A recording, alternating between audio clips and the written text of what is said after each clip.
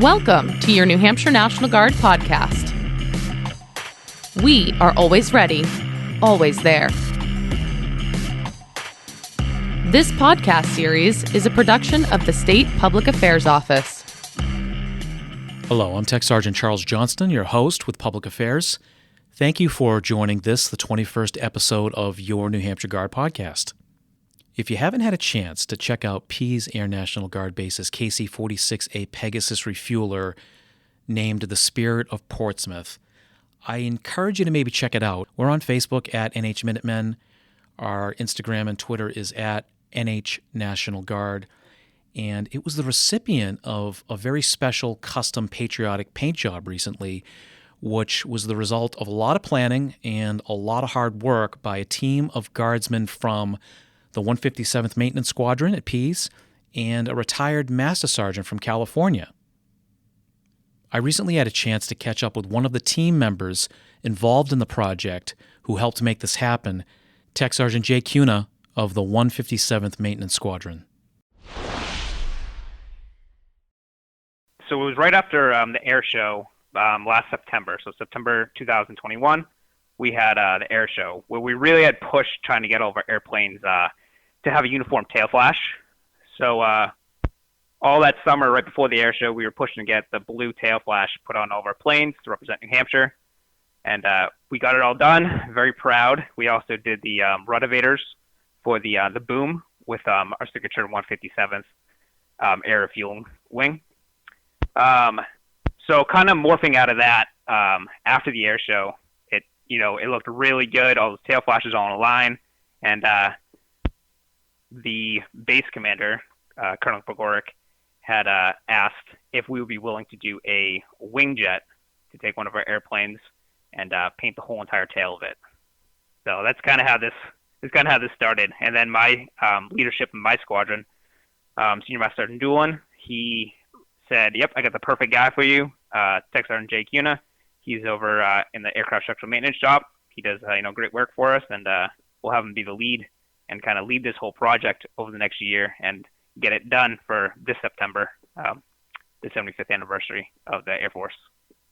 Over the past probably 9 months of planning this project, it started out with, what are the regulations for this? What can we do? Can we, do a wing aircraft? Or is it going to be anniversary aircraft? Or is it going to be a special mission aircraft? And what's the design going to be? So after many months of different designs, we finally settled on we were going to do a American flag draped down the tail with a Minuteman that overlays it, and to get it kind of waving, the depth on it required shading. So the shading portion of it was kind of out of our realm of capability. We usually paint things flat, flat gray airplanes. So doing detail is we kind of need some outside help with that one. So we also ran into the problem of facility-wise, and all of our hangars here are not paint hangars. So it was going to have to go to a base that had a paint hangar, and we actually reached out to Alaska because they have a corrosion control hangar. Fit a whole entire airplane inside there, doors close up, pretty much all the walls are filters. Perfect spot, to paint our aircraft. And they allowed us to squeeze in for 2.5 weeks to paint it there. So once we figured out basically what the design was going to be, that's when we put together the team of we figured out, hey, this is a design and this is where we're going to go. That's when Sergeant Morrison in our shop, we realized, hey, we need some help doing the shading portion of it. He actually found retired Master Sergeant Shane Meter through social media. She does excellent work working on military aircrafts. We reached out to her, got her on board. She said, I would love to do that. And then here inside the structural maintenance shop, Sergeant Morrison asked me to put together a team of 3 others, myself, and 3 others. So I put together a small team. I needed experience out there because we only had, 2.5 weeks to pull this off. We didn't really have a whole, month or, a lot of time to do this. The KC-46 tail is very large. So I chose Staff Sergeant Corey Lewis and Staff Sergeant Kevin Caney. And then we also chose Airman First Class Rebecca Blozier, who helped in the design of the actual concept for the flag draping down the tail. So we started out with the design of it. I guess we were all started. So Colonel Pagoric, gave us a general idea what he wanted at first. Flag draping down the tail. So in order to kind of bring that to light in meetings, we had to do some renderings to be like, hey, this is what it would look like on a KC-46, just using design software. So to that, I actually turned to one of our new members, Rebecca Blozier. She just came back from tech school. She had some art experience, and I basically gave her a blank tail on a piece of paper and said, hey, could you sketch what an American flag would look like? So she sketched it all out, did a really good, rendering of it. And then we took probably 4 or 5 hours worth of, digitalizing that, adding shading to it. And then we presented that to Colonel Pagoric with that design, with the American flag. We also gave him 3 other options. We said, hey, what about, doing Old Man on the Mountain, right? Because the helicopters here in New Hampshire as well have an Old Man on the Mountain on their tail. The third option was the Minuteman, just the Minuteman alone on the tail. And then just kind of, throwing it around, what would the Minuteman look like over the actual flag coming down, waving down the flag there, or down the tail. And it was funny when we presented that in the meeting, that was the most intricate one out of all the ideas. And it was ultimately the one that Colonel Pagoric liked the most. He used a pretty funny quote. He said, you can't show me the whole gumball machine and only give me a couple gumballs. So we ended up going with that design. So once we reached out to Shane in order to be like, hey, can you bring this concept to light? Could you help us doing the shading with this? She wanted to do her own rendering of it, correct anything that she saw flaw-wise or anything. So she did her rendering of it, and that's the one we ultimately painted on the plane.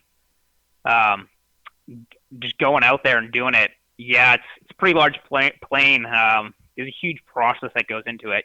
Sanding the entire tail, wiping down the entire tail, doing it. You have to project the image onto the tail. So, getting further enough back with the projector to actually project that on there. Well, you have people, everything's up high. So you can't use regular stands. We're used to using B5 stands, just any large stand that could probably reach, 15 to 20 feet. We couldn't use any stands. So everything was on high lifts.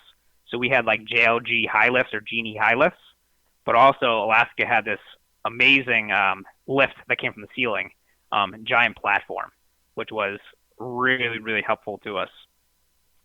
So kind of the process of painting that whole entire thing, we had to sand it down, wipe it down, which took, a lot of time just doing that itself. Each side of the tail, if you've ever been up to the tail of it, it is large. That Minuteman for scale is 16 feet on that tail.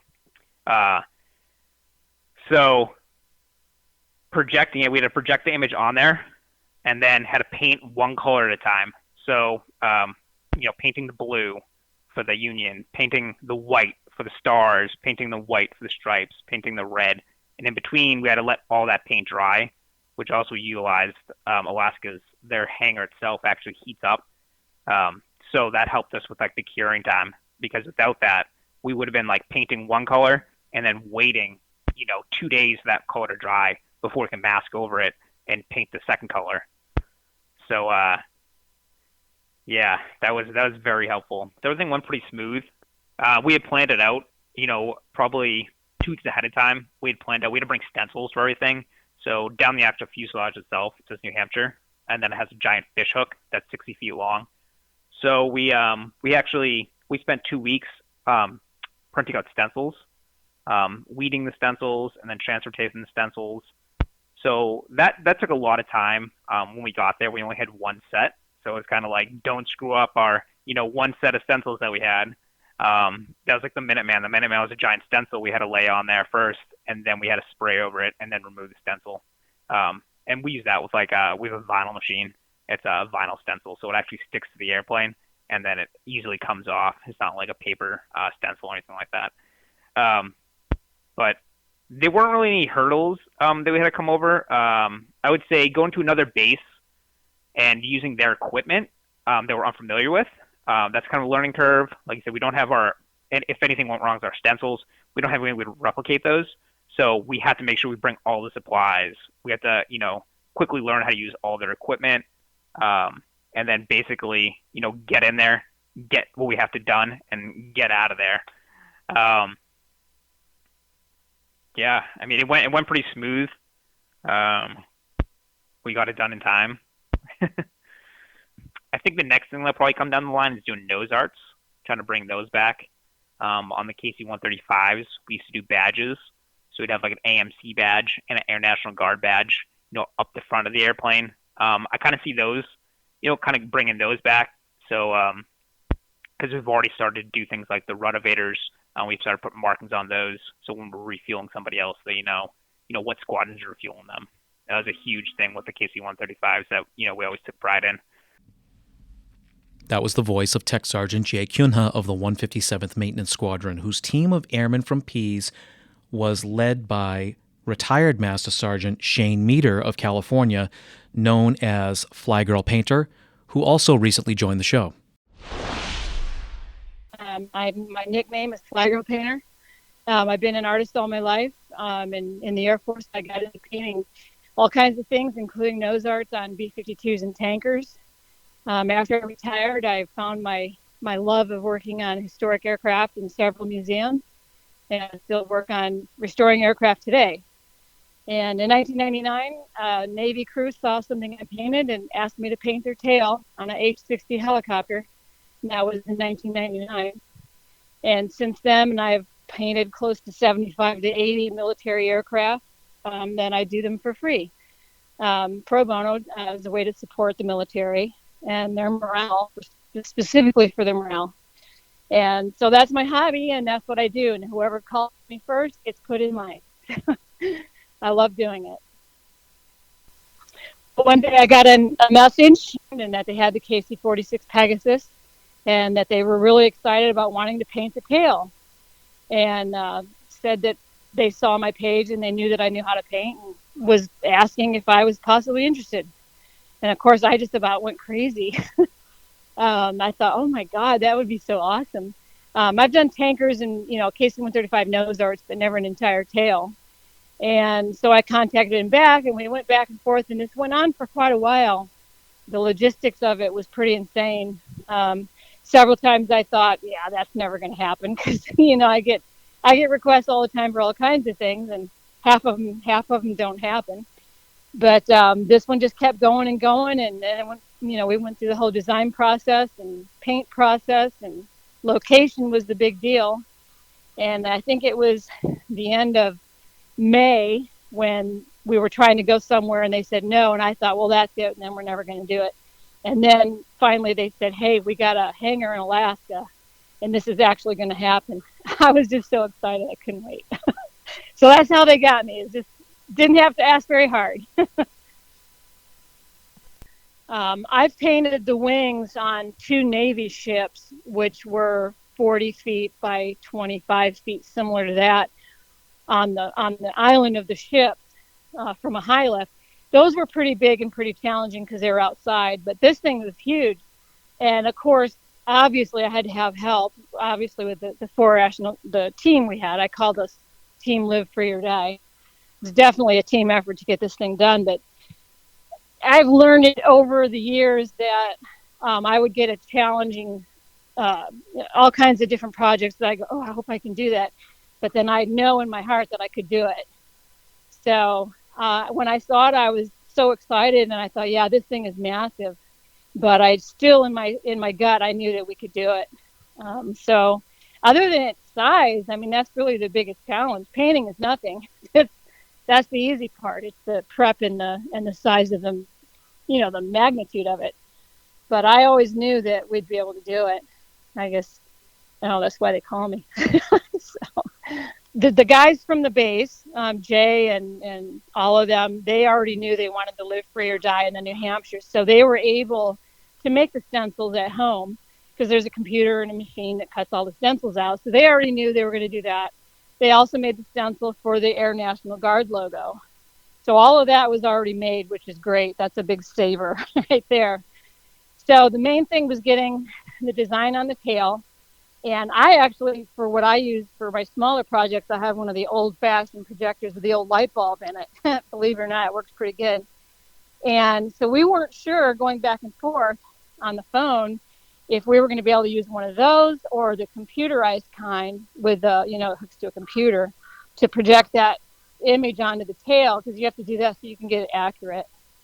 So that was challenge. That was probably the only challenge in the beginning, was getting that. We tried the light bulb projector and it didn't work. It wasn't bright enough because of the distance from the tail.